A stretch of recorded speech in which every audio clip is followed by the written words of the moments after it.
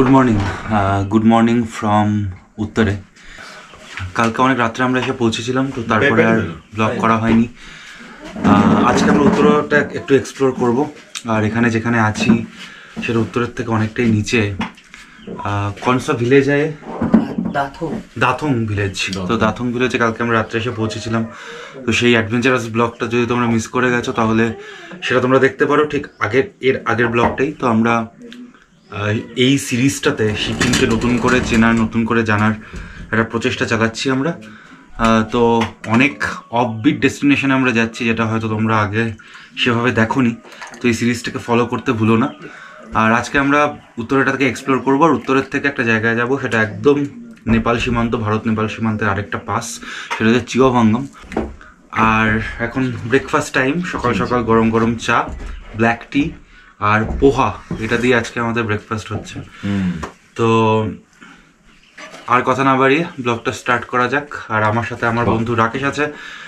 আর রাকেশের channel Rakesh daily টক্স, তোমরা সেটাও follow করতে পারো। যেগুলো আমার চ্যানেলে তোমরা পাবে না, সেটা রাকেশের চ্যানেলে পাবে। তো ঠিক আছে, এখান থেকে শুরু করা যাক তাহলে।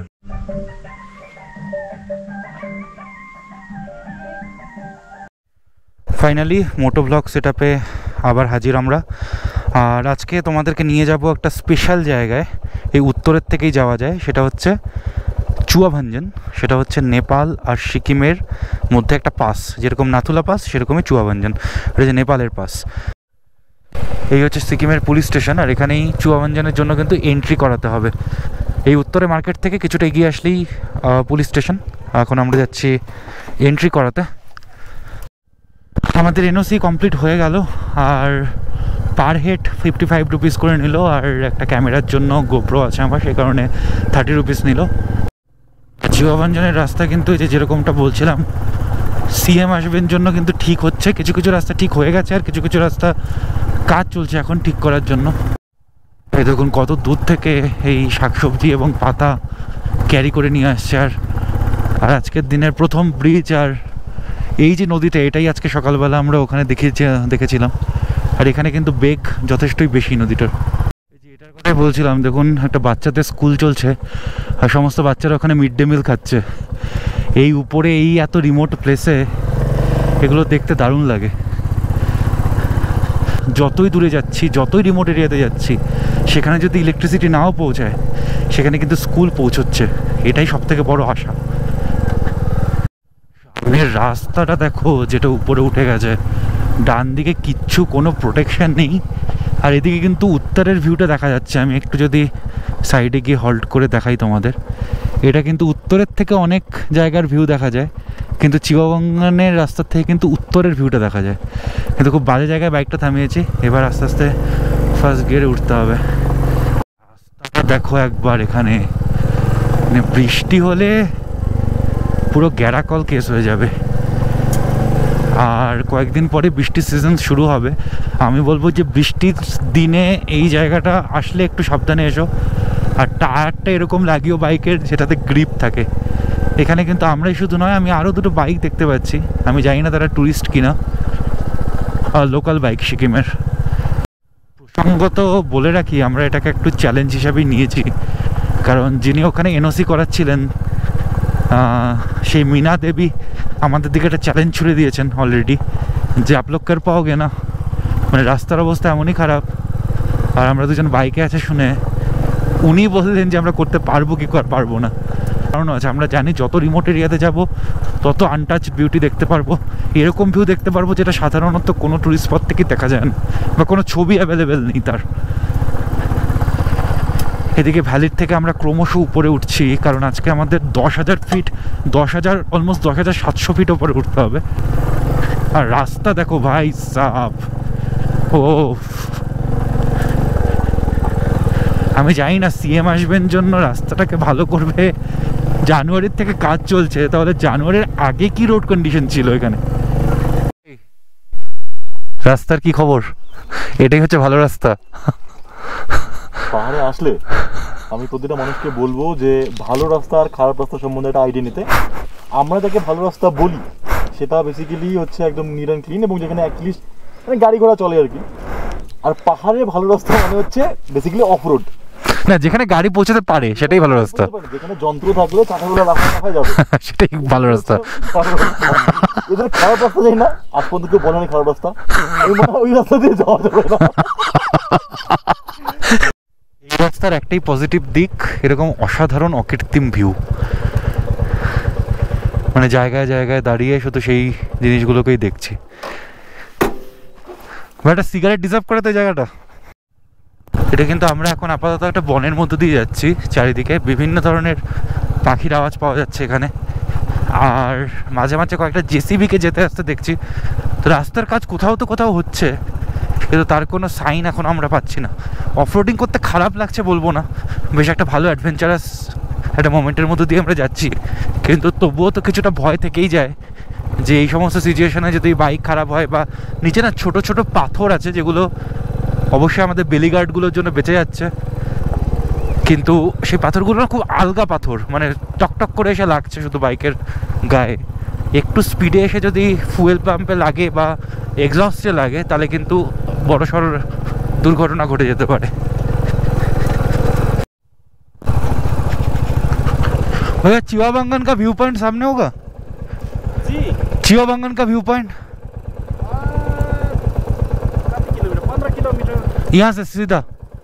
আমরা যত উপরের দিকে উঠছি রাস্তা কিন্তু তত কঠিন থেকে কঠিনতর হচ্ছে, আর এখন রাস্তার সাথে শুধু পাথর নেই, বালি কাদাও মিশে গেছে। তো এখানে কিছুক্ষণ আগে হয়তো বৃষ্টি হয়েছিল এই আগের অংশটুকুতে। এখন যেখানে আছি সেখান থেকেও চুয়াবাঞ্জন লাগবে আরও মোটামুটি আধা ঘন্টা। তো আধা ঘন্টা মোটামুটি এরকমভাবেই বাইকটা চালাতে হবে, এবং শুধু চালাতে হবে না, এবং আমাদের ভালো মতো ফিরতেও হবে। হেলমেটের লিডটা বন্ধ করা যাচ্ছে না, কারণ বন্ধ করলেই ঝাপসা হয়ে যাচ্ছে, আর এখানে আমি সেই রিস্কটা নিতে পারবো না। একটু যদি বাইরের আওয়াজ এসে থাকে গোপ্রোর ভিডিওতে তোমরা অ্যাডজাস্ট করে নিও। এই সামনে দেখতে পাচ্ছি রাস্তার কাজ হচ্ছে, আর অসামান্য ভিউ চারিদিকে।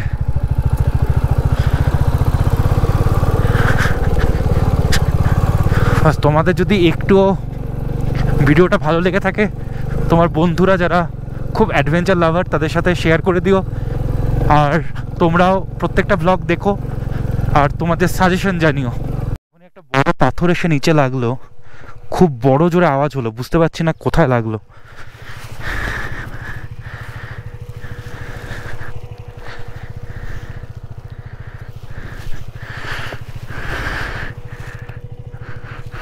না, নিচটাতে কিছু হয়নি, একটা বড় বোল্ডার লাগলো নিচে।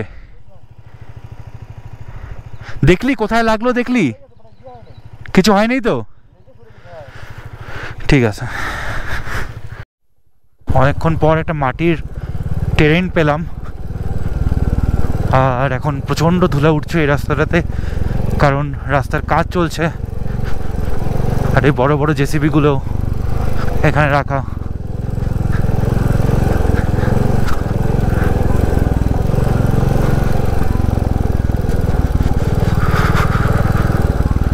একবার দেখো,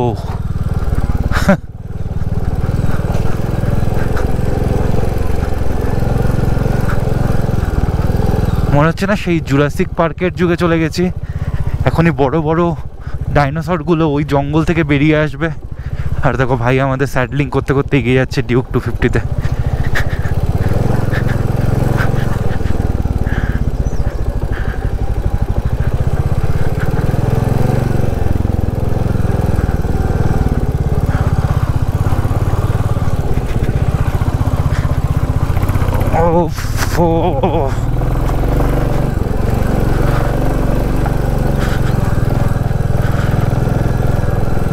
অনেকক্ষণ পর একটা জায়গায় এসে দাঁড়ালাম।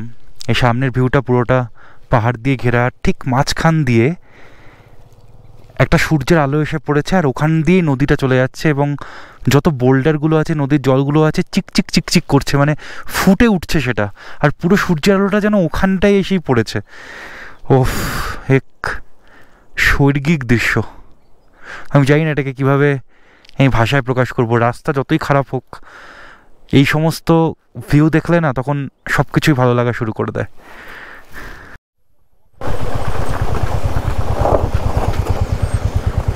বলতে বলতে এখনই পড়ছিলাম।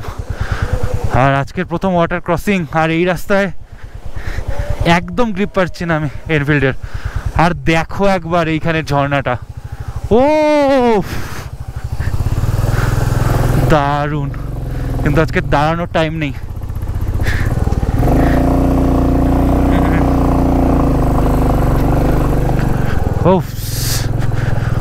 এই অ্যাডভেঞ্চারটা ভুলবো না। এই জায়গাটা একবার শুধু দেখো, যে দুপাশে পাথর আর তার মাঝখান দিয়ে যাচ্ছি। শুধু ভাবো যে বরফ যখন পড়বে এই জায়গাগুলোতে ডিসেম্বর জানুয়ারি মাসে, তখন এটা কি বস লাদাখের থেকে কম কিছু? ও কি জায়গা ভাই!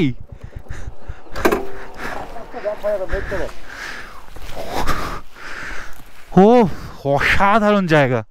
নিচে একটা ভ্যালি, নিচে একটা সুন্দর সবুজ ভ্যালি, আর দুদিকে পাহাড়। আর আমরা খুব বাজে জায়গায় দাঁড়িয়ে আছি ভাই, ধসের জায়গায়, ঠিক আছে? এটাও কিন্তু মাথায় রাখতে হবে। চারিদিকে পুরো ধসপ্রবণ পাহাড় আর মেঘ। তাড়াতাড়ি কটা ছবি তুলে বেরিয়ে যাচ্ছি এখান থেকে।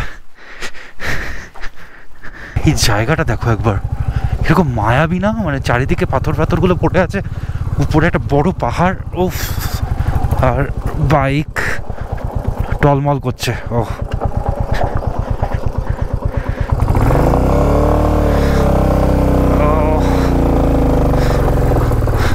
এই করছি তখন থেকে এনফিল্ড নিয়ে। এত ওয়েট গাড়িটার, আর যে পুলিশের গাড়ি সবসময় টহল দিচ্ছে, এটা নিয়ে 2 নম্বর গাড়ি দেখলাম। কালকে সিএম আসবেন জন্য, তো আজকে এমনি মোটামুটি সেফ, কারণ অনেক রাত অবধি এখানে যাতায়াত হবে। কি রাস্তা ভাই! এই পুরো রাস্তাটা নতুনভাবে কেটে তৈরি করা হয়েছে, আর পুরো গাছ পাত সব ফেলে দিয়েছে। আগে এই রাস্তাটা ছিলই না। রাস্তা ধীরে ধীরে আরো ভয়ানক হচ্ছে, আর আমাদের ভেতরের ভয়টা আরো বাড়ছে। কিন্তু কোথাও একটা জেদ আছে যে আমরা এটা করব। বলতে বলতে কিন্তু আমরা মেঘের উপর ভেসে বেড়াচ্ছি। মেঘ আমাদের শরীরের মধ্য দিয়ে যাচ্ছে এখন, আর এই জায়গাটা পুরোটাই মেঘে ঘেরা। আমি ভয় পাচ্ছি বৃষ্টি না হয়। এই রাস্তা একবার বৃষ্টি হলে নামতে কিন্তু প্রচণ্ড অসুবিধা হবে। সব থেকে বড় ভরসা এই রাস্তা হচ্ছে ইন্ডিয়ান আর্মি। আর নিচের পুলিশ স্টেশনে আমাদের ফর্ম জমা দেওয়া আছে, একদিনে এনওসি বের করা আছে। যদি আমরা আজকে সন্ধ্যে 6টা বা 7টার মধ্যে ঢুকতে না পারি, ওরা কিন্তু সার্চ অ্যালার্ট জারি করে দেবে সব সময়। ও সামনেটা দেখো, নো ভিজিবিলিটি। এই রাস্তার মধ্যে কোনো ভিজিবিলিটি নেই।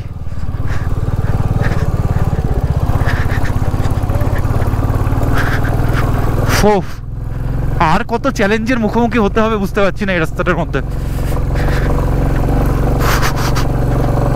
কি লাগছে দেখো সামনেটা, মেঘগুলো দেখো পাহাড়ের উপর দিয়ে জাস্ট উড়ে বেড়াচ্ছে। রাকেশ দাঁড়িয়ে গেছে, আমিও তুলবো এই ছবিটা।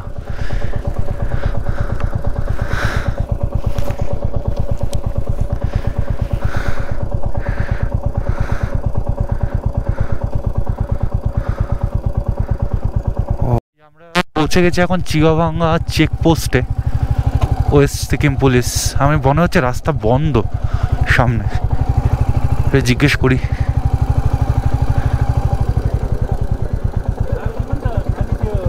चिवाभांगा यही है, कोई व्यू पॉइंट नहीं है सामने? आप लोग कहाँ से आए हैं? हम लोग तो कुछ बिहार से आ रहे हैं, अभी उत्तरे से आ रहे हैं। 2 आदमी। अच्छा, 2 आदमी? हाँ 2 आदमी, एनओसी है हम लोग के पास।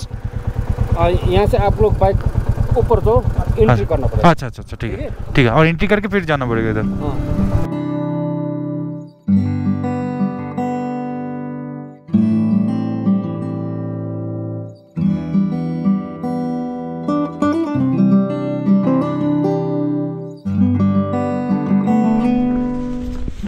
তো এসএসবি ক্যাম্পে আমাদের সমস্ত ডকুমেন্ট সাবমিট হয়ে গেল, সাইন বগেরা হয়ে গেল। আর এখানে যেই পারমিটটা নিয়ে আমরা এসেছিলাম এখানে, সেই পারমিটটা কিন্তু এখানে রেখে দিল। এবং নিচে গিয়ে আমাদের জাস্ট বলতে হবে যে উপরে আমরা পারমিটটা রেখে দিয়েছি, আর এর আগে বাইক যাবে না।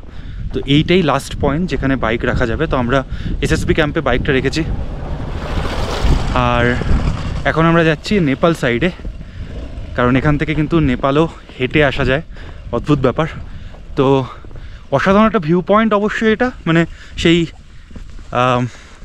কমার্শিয়াল ভিউ পয়েন্ট এটা নয় যেখানে বসে প্রচুর মোমো ম্যাগি খাওয়া যাবে, কিন্তু অবশ্যই এটা ভিউ পয়েন্ট।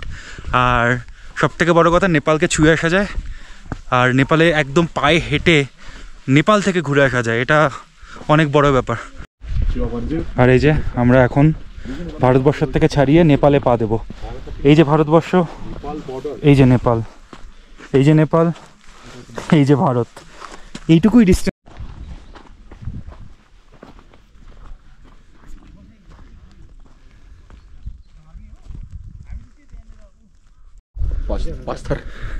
এই যে নেপালের সাইনবোর্ড স্টার্ট হয়ে গেছে, তো এই রাস্তা ধরে এগিয়ে গেল নেপাল, এই রাস্তা ধরে এগিয়ে গেল নেপাল, আর এই রাস্তা ধরে এগিয়ে গেলে ভারত। এইটা দেখো বন্ধুরা, এই পুরো জায়গাটা হচ্ছে নেপাল। এই সব যত পাহাড় যত দেখছো, এখানে যে রাস্তাটা দেখছো সেটাও কিন্তু নেপালের রাস্তা। আর এখানেই আমাদের নেপাল পর্ব শেষ, আর এরপরে এখান থেকে ফিরে যেতে হবে। তো আমি যেরকম সব ভিডিওর লাস্টেই বলি, এই ভিডিও শেষেও বলছি যে কাদের জন্য এই ট্রিপটা রেকমেন্ডেড, তাই তো? এই ট্রিপটা রেকমেন্ডেড নট ফর বিগিনার্স। এখন যা রাস্তার অবস্থা, তোমরা যদি আগে কোথাও অফরোডিং করে থাকো তো এই রাস্তাটা তোমাদের অবশ্যই ভালো লাগবে। বৃষ্টির দিনে একটু অ্যাভয়েড করা ভালো, যদি আসো প্রোটেকশন নিয়ে এসো, টায়ার যেন ঘষা টায়ার না হয় সেদিকে একটু নজর রেখো। জল নিজের এনো, খাবার নিজের এনো। এখানে কিন্তু পুরো রাস্তাতে কোনো গাড়ি নেই, কোনো মানে বাড়ি নেই, আর কোনো দোকান নেই, তো ওই এক্সপেকটেশন নিয়ে কিন্তু তোমরা এসো না।